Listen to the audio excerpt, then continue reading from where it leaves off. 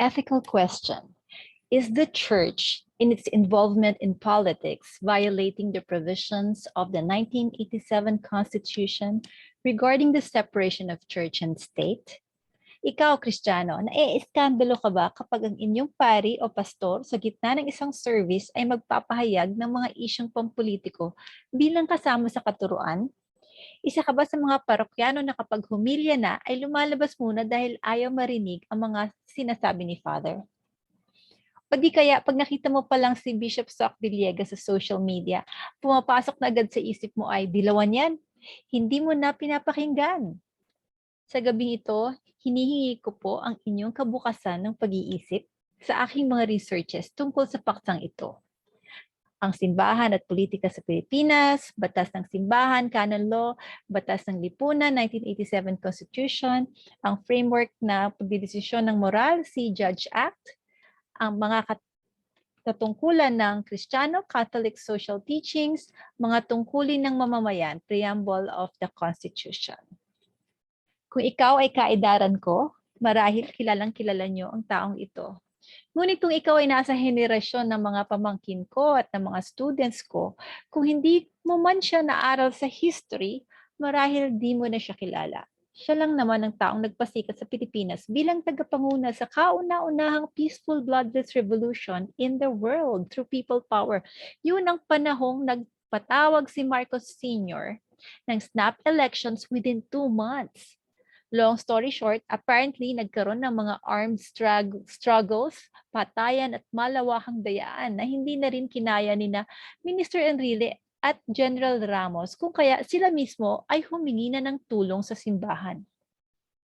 Kung kaya si Jaime Cardinal Sin, Arsobispo ng Manila, sa kanyang napakamahinahon na boses sa Radio Veritas ay nagtawag ng dasal at suporta sa mga taong bayan.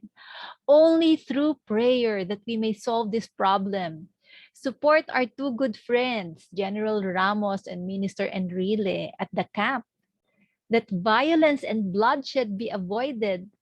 Let us pray to our Blessed Lady that we could solve this problem peacefully. This is what you call the glory days of the Filipinos as we won the respect of the whole world for pulling off a peaceful revolution in the face of tear gases, guns, tanks. The resounding theme was Cardinal Sin's words of, "Let us not kill fellow Filipinos." Yun na yun, sa mga sumunod na eleksyon, after 1986, nakarinig ba tayo ng endorsement of a particular candidate galing sa simbahan? 1998, 2004, 2010, 2016. Wala. Merong mga pare o religious, nagpapahayag sila ng sarili nilang mga kandidato dahil sila din naman ay mga Filipino citizens.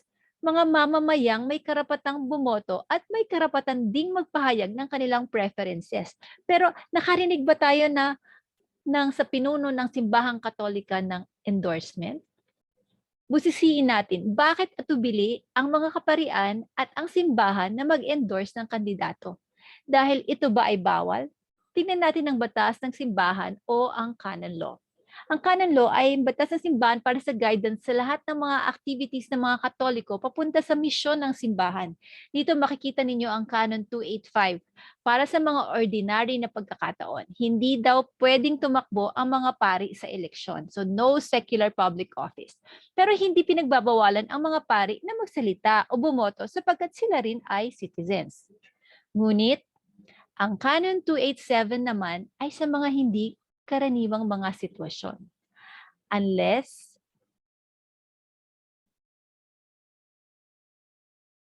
in the judgment of competent essential authority, the protection of the rights of the church or the promotion of the common good requires it, no? That they can have an active part in political parties. No? Ito pa, ang Vatican II documents ay siya ring nagsisilbing gabay para sa lahat ng mga Katoliko.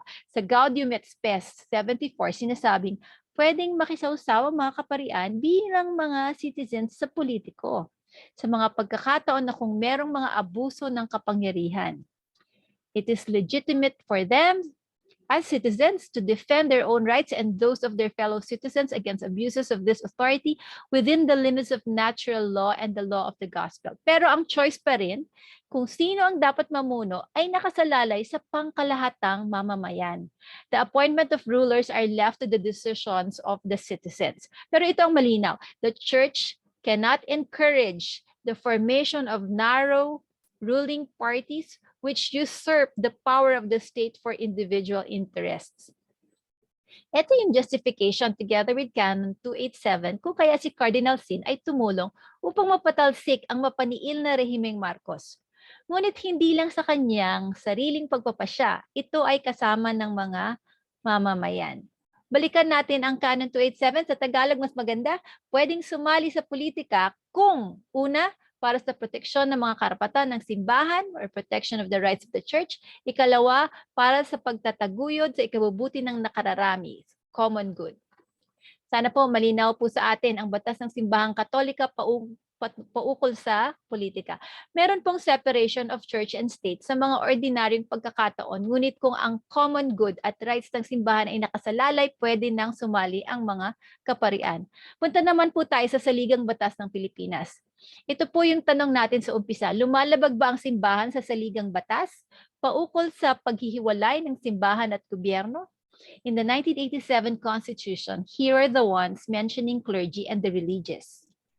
According to the Declaration of Principles and State Policies, the separation of church and state shall be inviolable. Now, according to Chito Gascon, chairman of the Commission on Human Rights and member of the 1986 Constitutional Commission, he said that the doctrine of separation only makes sure that the state does not favor any particular religion and that every person is able to believe and practice faith.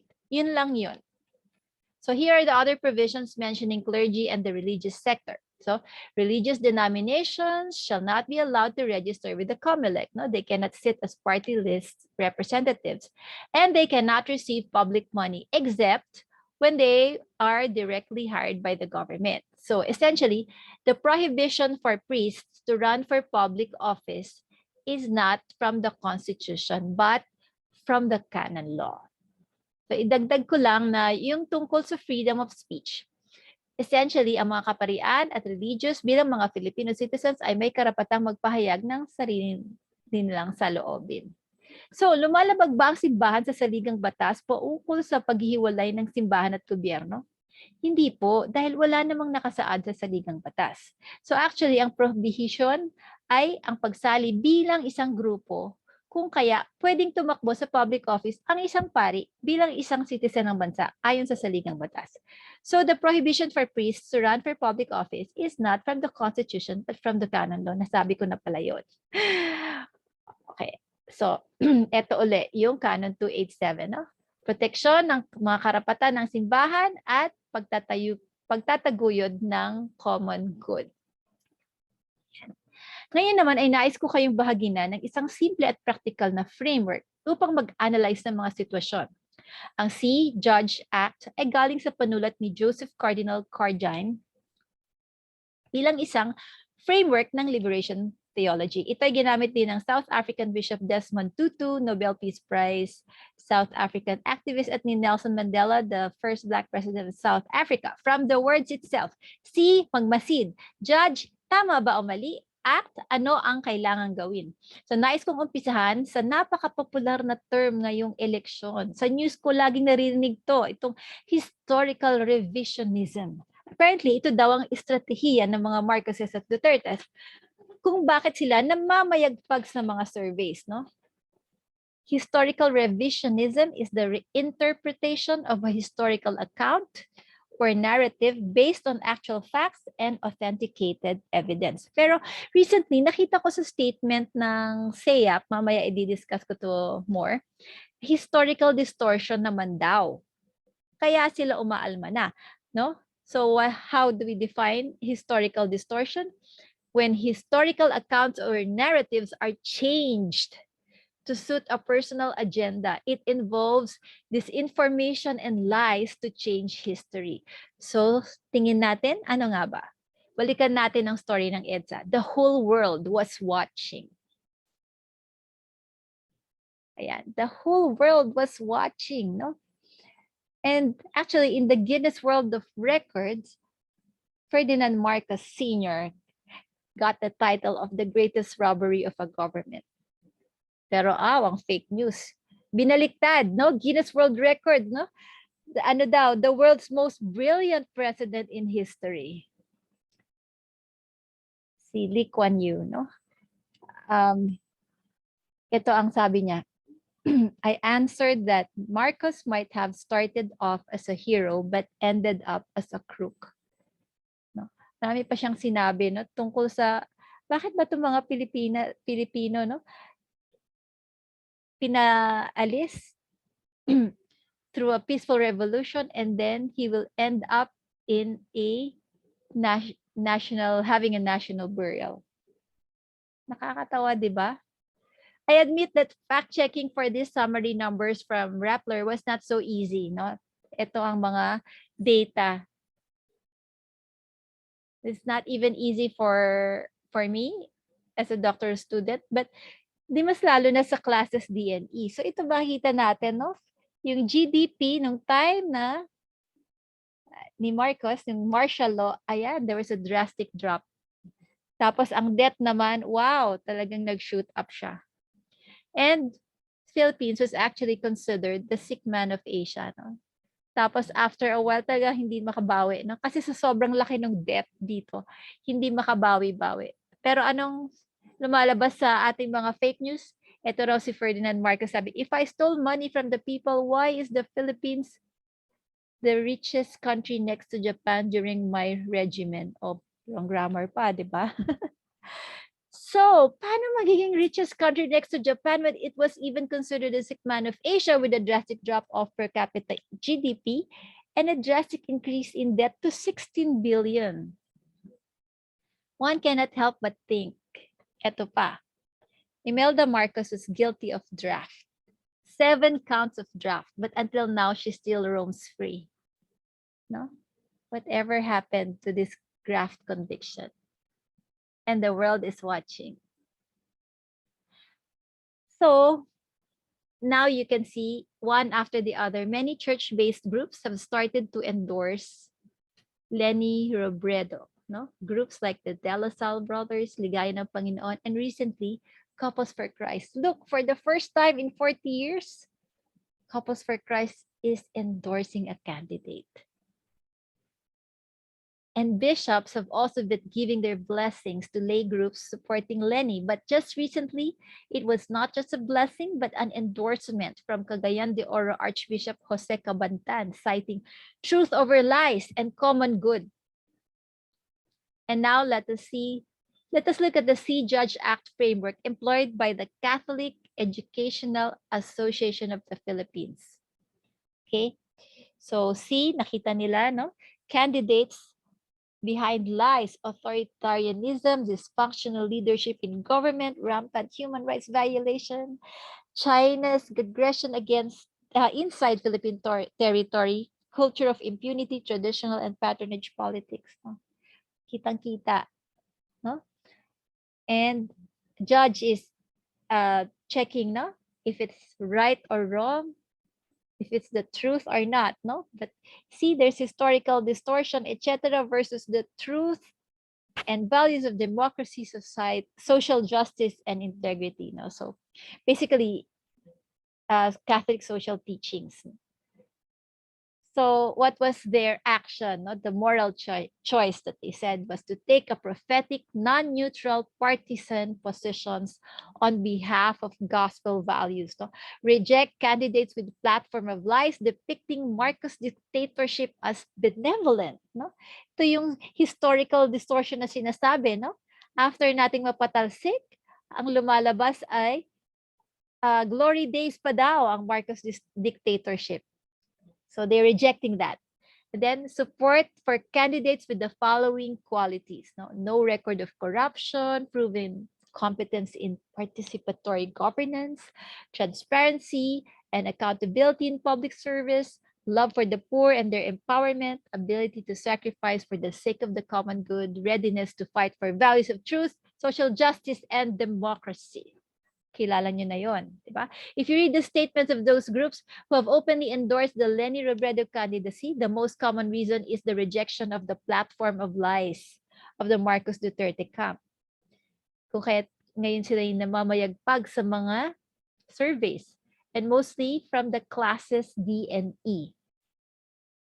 So note that the most important theme of Catholic social teachings is the sacredness of human life, and there's this common good. No?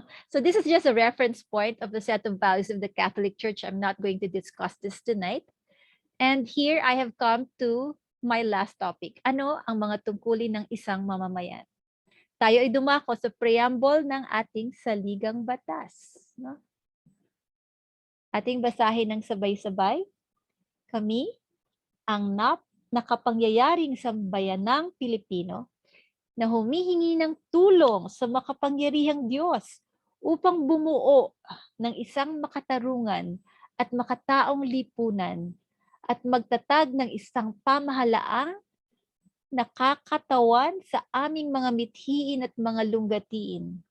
Magtataguyod ng kabutihan sa bawat isa, mangangalaga at magpapaunlad ng aming kamanahan, at titiyak para sa aming sarili at angka ng susunod na mga biyaya ng kalayaan at demokrasya sa ilalim ng pananaig ng batas at ng pamamahalang puspos ng katotohanan, katarungan, kalayaan, pag-ibig, pagkakapantay-pantay at kapayapaan ay naglalagda at naghahayag ng konstitusyong ito. Ito'y pinamemorize sa atin nung tayo ay nasa elementarya.